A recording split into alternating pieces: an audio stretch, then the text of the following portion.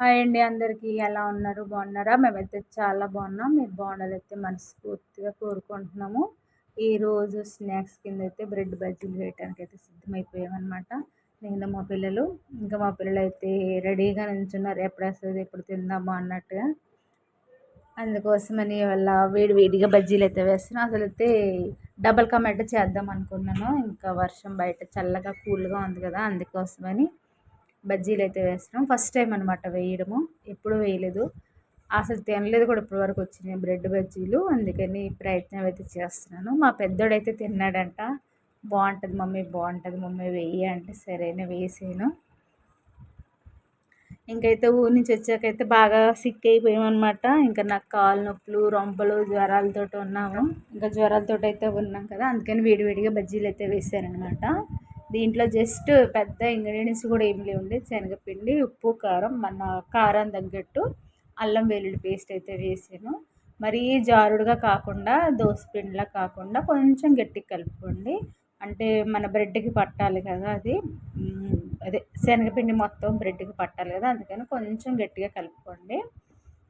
మీకు ఇట్లా చేత్తో పట్టుకుంటే తెలిసిపోద్ది. నేనైతే దీంతో మిక్సర్‌తో కలుపుతున్నాను. అది ఉంటే కలపండి, లేదంటే చేత్తో కలిపేసుకోండి. ఇదైతే బాగా కలిసిద్ది. ఇదిగోండి ఇలాగైతే వచ్చిందనమాట. కొంచెం చిక్కగా వచ్చింది బ్యాటర్ అయితే.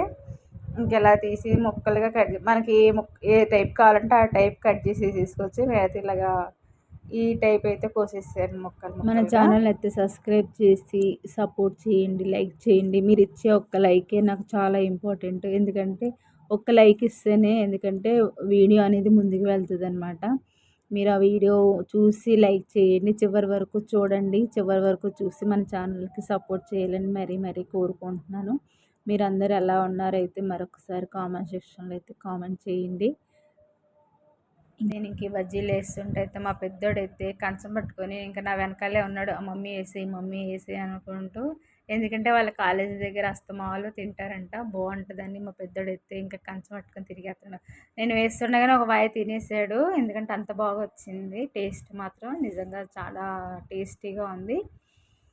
మా పిల్లలకైతే చాలా బాగా నచ్చింది. మీరు కూడా ట్రై చేయండి. ఎలా వచ్చిందో మీరు కామెంట్ సెక్షన్లో అయితే చెప్పండి. ట్రై చేసిన వాళ్ళు ఎంతమంది ఉంటే అంతమంది కామెంట్ సెక్షన్లో అయితే కామెంట్ చేయండి. ఓకేనా? ఈ వీడియో చివరి వరకు చూసినందుకు మన ఛానల్కి సపోర్ట్ చేస్తున్న ప్రతి ఒక్కరికి థ్యాంక్ యూ వెరీ మచ్. ఉంటాను.